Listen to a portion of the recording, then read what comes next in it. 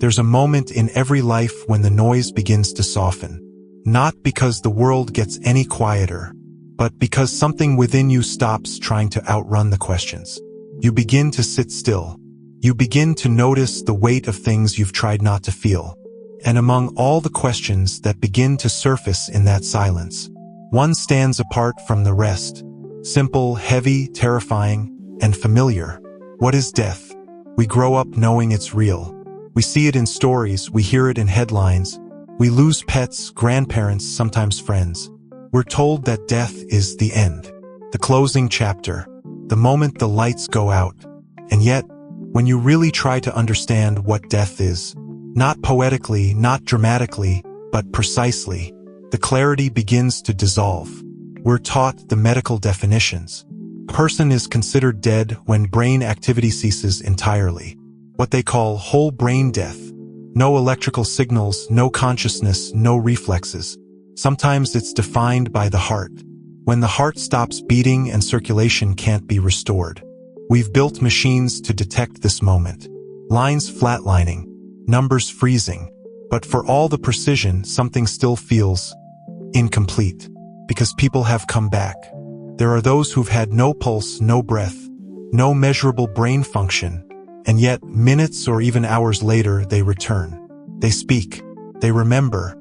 They describe vivid experiences. Floating above their body, seeing light. Hearing doctors speak when no brain scan could detect awareness. We label it near death. But if they weren't truly dead, what does that say about our definitions? And if they really crossed over for a moment, then what exactly is crossing? Because death isn't just a bodily event. It's a question of identity. When someone dies, is it only their body that ends? Or does something else go with them? What are we really mourning when we say goodbye?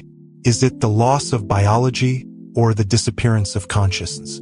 Science is still trying to locate the self. Some say it lives in the brain's default mode network, or in the synaptic dance between neurons. But no scan, no microscope, no tool has ever found a thought, or a memory, or a sense of I am. We see the electrical patterns, but not the thing experiencing them. So what dies when you die? Is it the body, cells ceasing, blood stilling, organs failing? Is it the personality, memories, preferences, the things you loved? Or is it the observer itself? That quiet awareness behind your eyes, the one watching all of this even now? We want death to be an event, clean, discreet, defined. But maybe it's not. Maybe death is a process, a slow unraveling, not a sudden extinguishing. Maybe it begins before the body stops and continues after in ways we don't yet understand. There's something unsettling about how confidently we pretend to know what death is. We give it numbers, timelines, legal checkboxes. We pronounce it, record it, file it away. But what are we actually confirming? The absence of breath? The cooling of the skin? The stillness of the chest? Those are signs. But signs of what? Because if death is simply the end of the body, then we are no different from machines. Switch off the current and the system powers down. But you and I both know, deep in our bones, that there's more to being human than just a beating heart or a functioning brain. There's something in us that dreams, something that feels love so deeply it hurts, that longs, fears, imagines. You can't scan for that. You can't surgically remove it or locate it with an electrode. And yet, it's the most you part of you. So what happens to that? Materialism says, nothing. There is no soul, no self beyond the flesh. The brain creates consciousness the way the stomach digests food. When the organ stops, the byproduct vanishes. And in that view, death is final, total. The switch is flipped, and what was once alive is now gone. But even in materialism, cracks appear.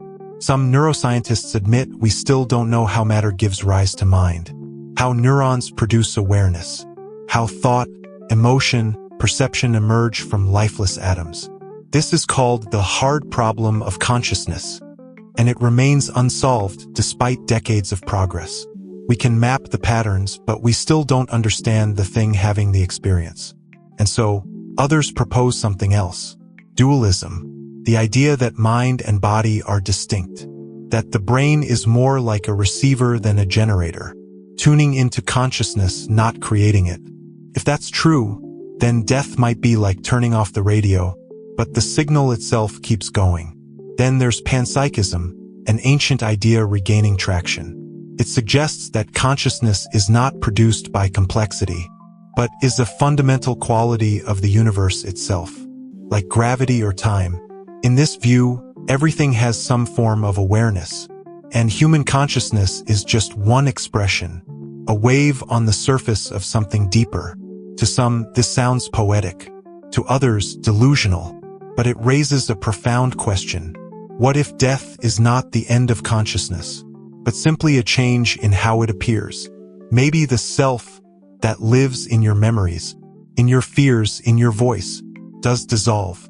But maybe the awareness underneath doesn't. We don't know. That's the most honest answer anyone can give. And yet, that not knowing is not empty. It's alive. It's charged with meaning. Because if we can't say with certainty what death is, then we also can't say with certainty what it isn't. There's a strange comfort in certainty. Even if the truth is hard, we want it to be clear. We want someone to hand us the answer like a stone. Solid, defined, immovable. But when it comes to death, clarity dissolves the closer you look.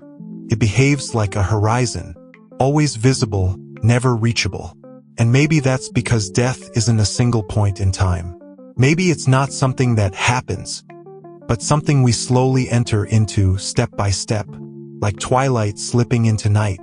Think about aging, about the way the body begins to unravel long before it stops. Skin thins, joints ache, cells replicate less precisely, memory flickers, parts of us die a little every day, and yet we don't call it death. We call it life. Then there's the moment a person no longer recognizes their own name, or forgets the face of someone they once loved. We say, he's not really here anymore, even if his heart is still beating. What do we mean by that? That the person is gone, but the body remains? So maybe death begins in degrees, not all at once, but in pieces. And maybe it's not just physical. There are emotional deaths, psychological ones. The moment you stop dreaming, the moment you betray yourself, the moment you shut down to avoid feeling something too painful. And then there's the death of meaning, when you wake up and feel nothing, when the things that once moved you leave you cold, when joy feels unreachable and hope feels dishonest. Isn't that its own kind of dying? And yet, we don't speak of those. We don't hold funerals for the parts of us that vanish while we're still alive. We just carry on. Numb, quiet, performing the role of someone who's still here. But maybe that's why we fear physical death so much. Because we've already tasted its shadows. We've already met the silence inside ourselves and realized how close the nothingness really is. And still something remains. Even in grief, even in despair, even when everything has fallen apart. There's a witness, presence, the one inside you that watches, that endures, that doesn't seem to age. So who is that? And if that part of you has survived so many inner deaths, what happens to that when the body finally gives out? We don't know. But maybe that question isn't meant to be answered. Maybe it's meant to be lived with, like a riddle or a flame. Because maybe the real mystery of death isn't what happens when life ends, but what kind of life you're really living before it does. Most of us imagine death as something sudden, a line drawn in time, before you were, after you're not, a fall, a crash, a final breath, one last heartbeat and then silence. But not all deaths are swift. Many unfold slowly, quietly, without drama. They happen in a hospital room, under fluorescent lights, with machines clicking and tubing hissing softly in the background. Or they happen at home, with family watching from the edge of the bed, trying to memorize the curve of a hand, or the sound of the last sigh. And even in those moments, it's hard to tell when the actual crossing happens. Is it the second the breath stops? Or the moment the eyes lose their depth? Or is it something subtler, like a shift in atmosphere that only the soul can feel? Sometimes people linger, not alive in the way they once were, but not fully gone either. You sit beside them and wonder, are you still in there? And the truth is, we don't know. We pretend we do. We talk about DNR orders, brain scans, coma states. We cite studies, point to MRIs.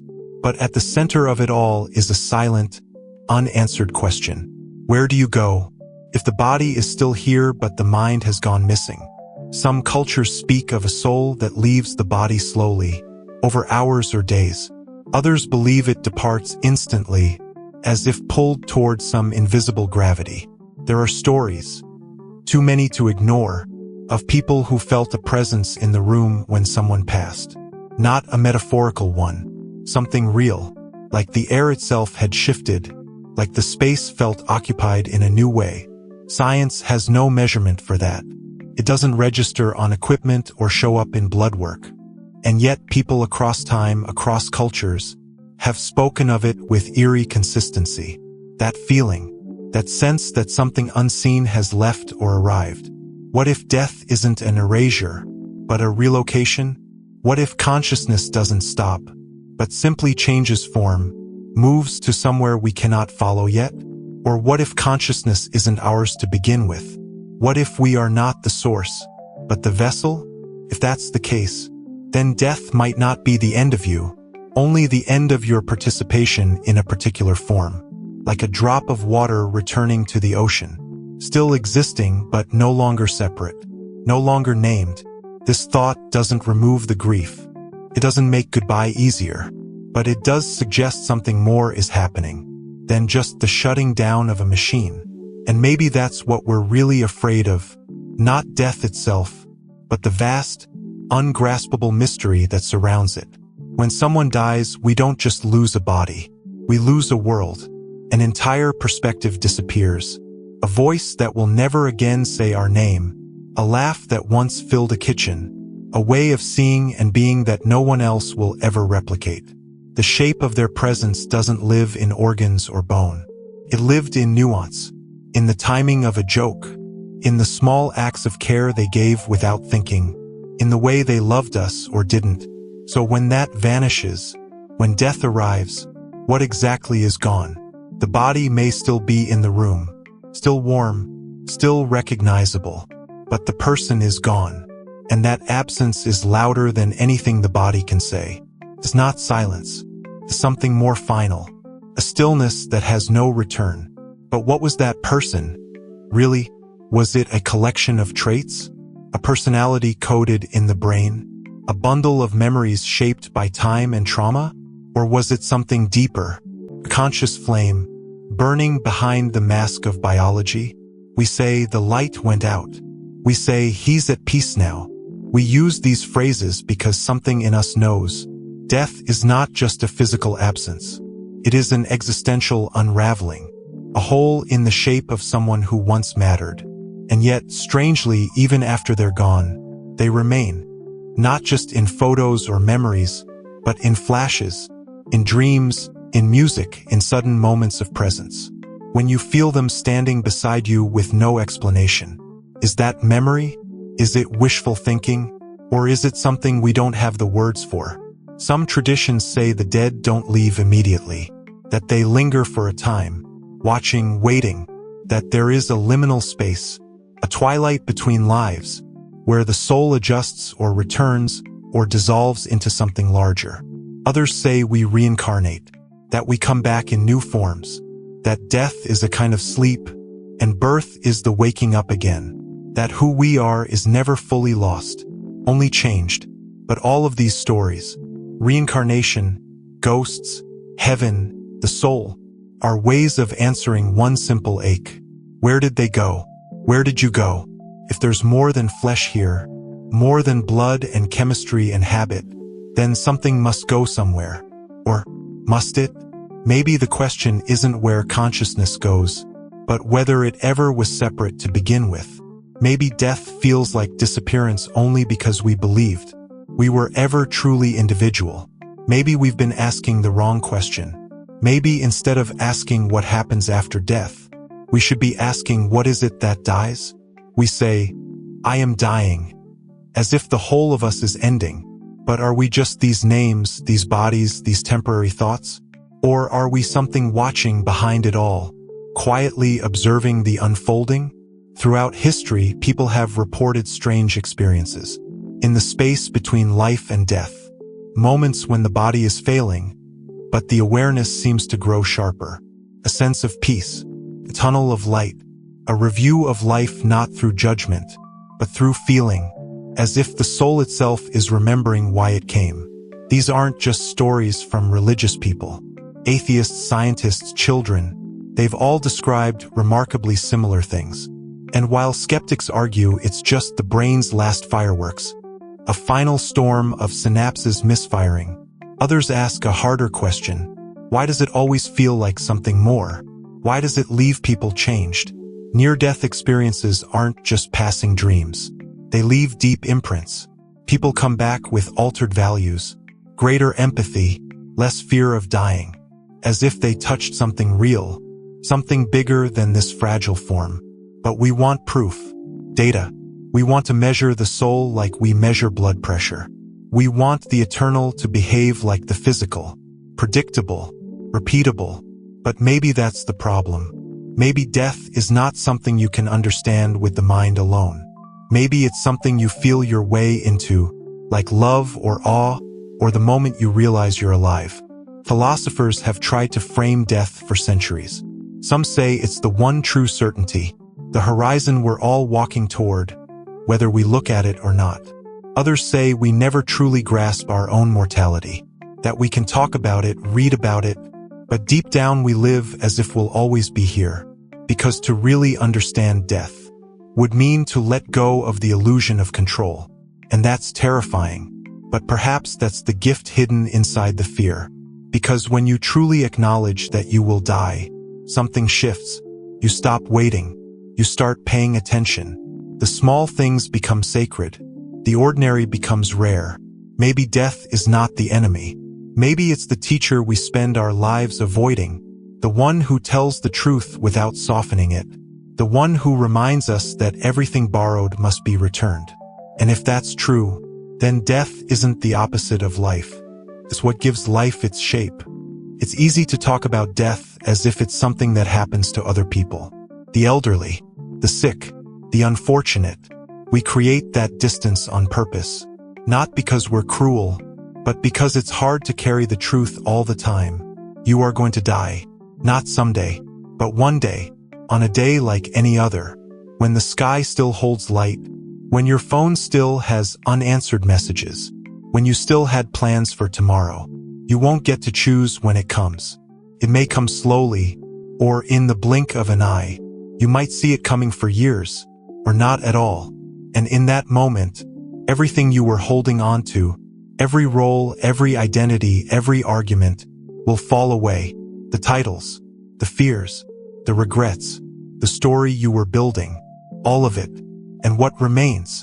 Maybe that's the question we should be asking, not just about death, but about life.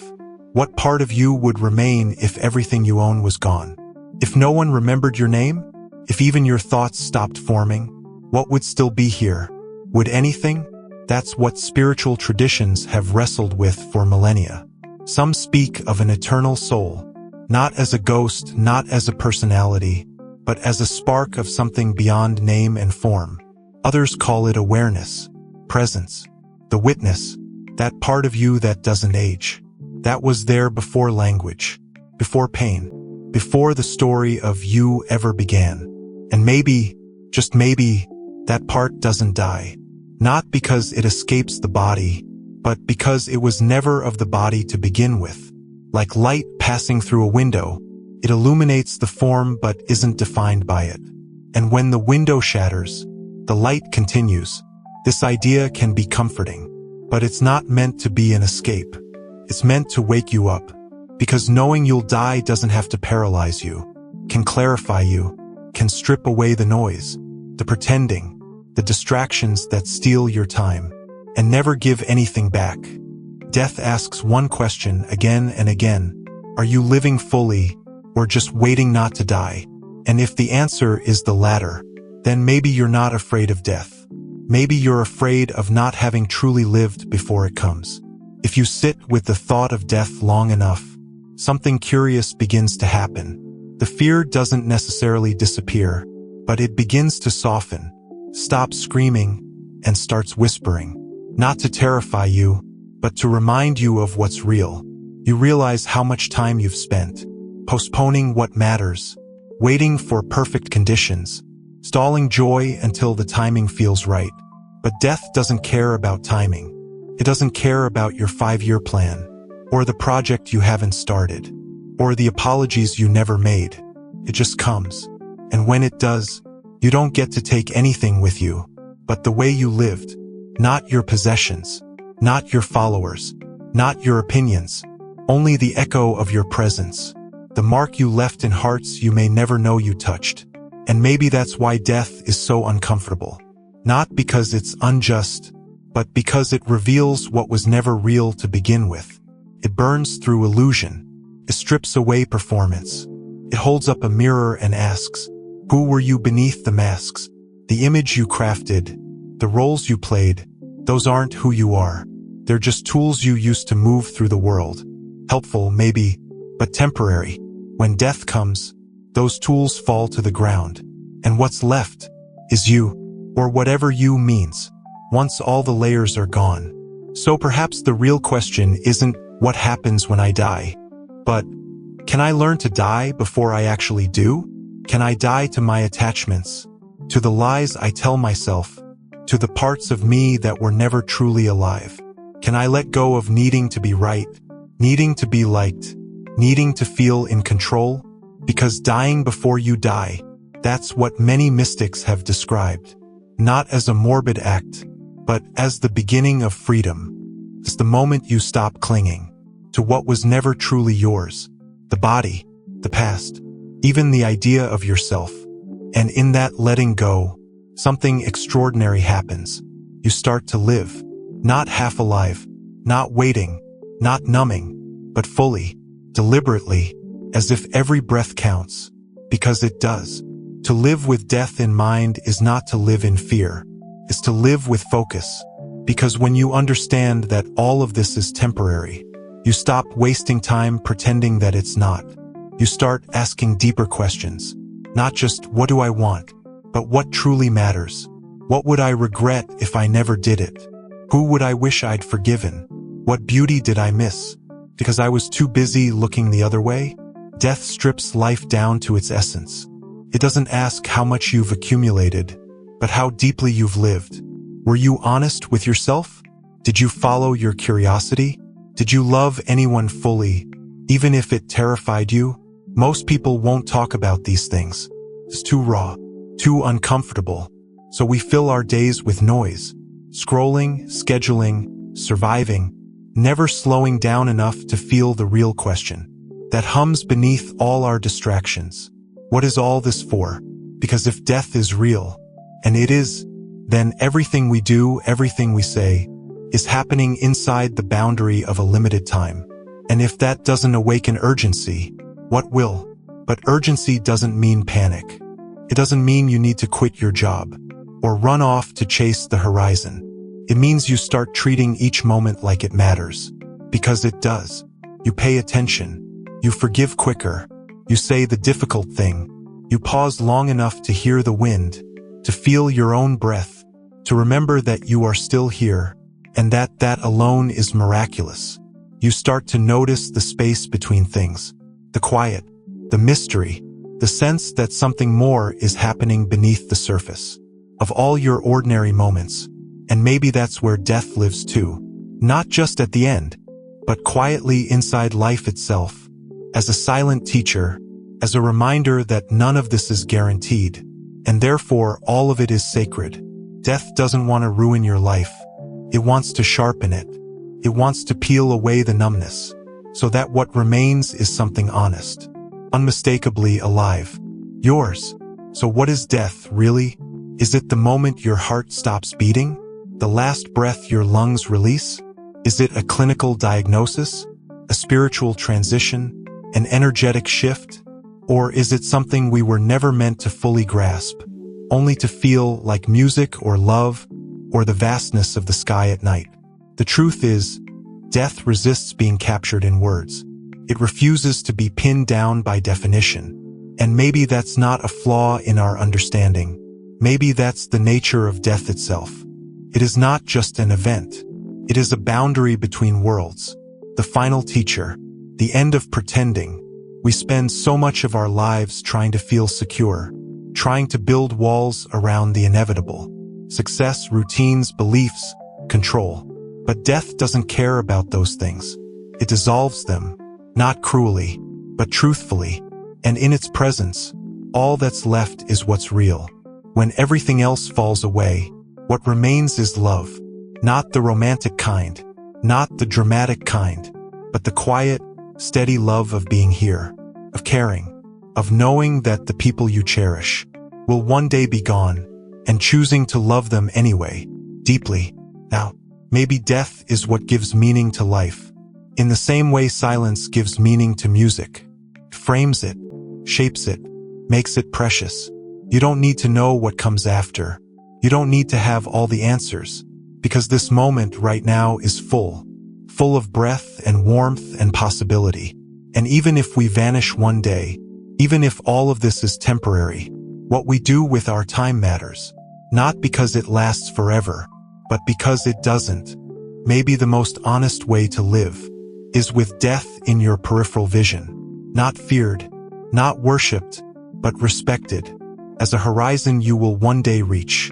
And as a reminder to show up, to open your eyes, and to truly be here while you still can. Because you are here, for now, alive, aware, and capable of love. And maybe, just maybe, that is enough. If this reflection meant something to you, take a moment to like the video. It helps more people find their way to these conversations. If you haven't already, subscribe to the channel so you don't miss the rest of this series. The next episode will explore how different cultures and traditions around the world approach death, what they believe happens, how they honor the dead, and what that reveals about life itself. Thank you for being here, for listening, and for daring to sit with the questions most people run from. I'll see you in the next one.